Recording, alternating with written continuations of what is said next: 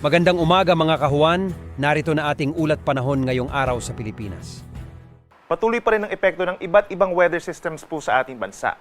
Una na dyan ay ang pag-ihip pa rin ng northeast monsoon or amihan sa may extreme northern Luzon.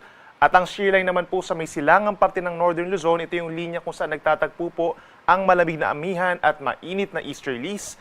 At meron pa tayong Intertropical Convergence Zone or ITCZ sa timog at silangang parte po ng Mindanao. Ito yung linya kung saan nagtatagpo ang hangin from the northern and southern hemispheres, kaya magiging mataas na rin po ang tsansa ng ulan hanggang bukas.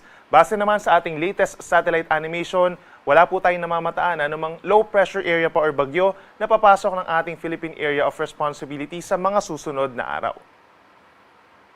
Ngayong araw po, asahan ng mataas na tsansa ng ulan pa rin dito sa Northern Luzon, epekto ng northeast monsoon kung dito po sa Batanes merong mahihinang pag-ulan at malamig na temperatura. Habang dito naman sa may Cagayan, Isabela, Apayao at mga nearby pa ng mga bayan, asahan din ang makulimlim na panahon pa rin at sasamahan pa rin ito ng kalat-kalat na ulan and thunderstorms. Mataas pa rin po ang banta ng mga pagbaha at landslides dulot ng shear line.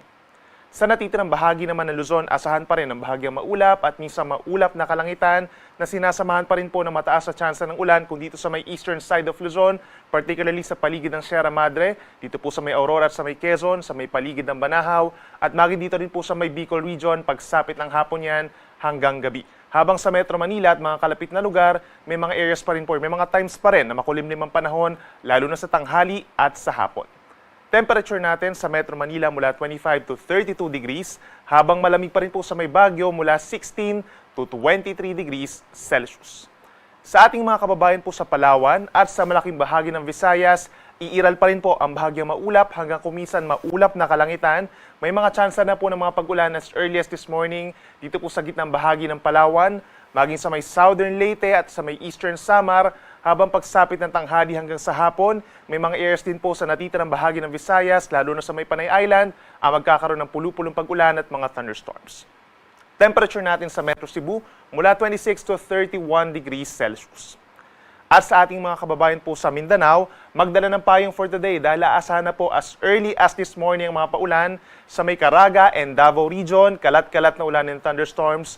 Dulot po yan ng Intertropical Convergence Zone or ITCZ. Sa natitirang bahagi ng Mindanao, may mga areas din po sa may Basilan, Sulu, Tawi-Tawi, southern portion of Zamboanga Peninsula and Socsagen, magkakaroon na ng mga paulan as early as this morning. At ang natitirang bahagi pa ng Mindanao, magiging makulimlim na po pagsapit ng hapon at mataas din ang tsansa ng kalat-kalat na ulan and thunderstorms, dulot pa rin ng Intertropical Convergence Zone.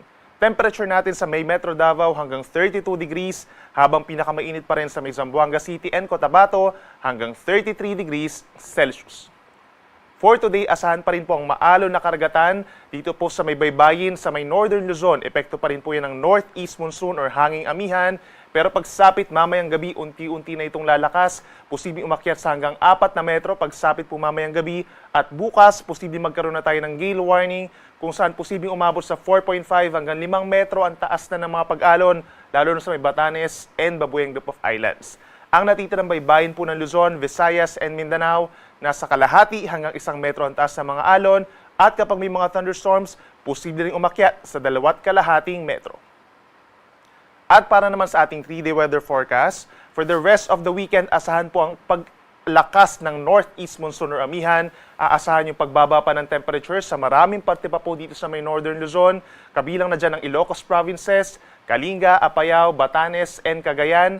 Dulot nga po yan ng amihan, habang ang shear line o yung banggaan ng mainit at malamig na hangin ay iiral pa rin po dito sa may Isabela, down to Aurora, Quezon, and dito rin sa may Bicol region. Banggaan po yan ng mainit at malamig na hangin. Pero aasahan din po yung mga kalat-kalat na mga pag-ulan at mga thunderstorms. Make sure na meron tayong dalang payong kung lalabas ng bahay. Habang ang malaking bahagi po ng Mindanao at dito rin sa may Eastern Visayas, nananatili pa rin ang epekto ng Intertropical Convergence Zone by tomorrow. Make sure po na meron tayong dalang payong at lagi magantabay na sa mga advisories and heavy rainfall warnings po ng Pag-asa.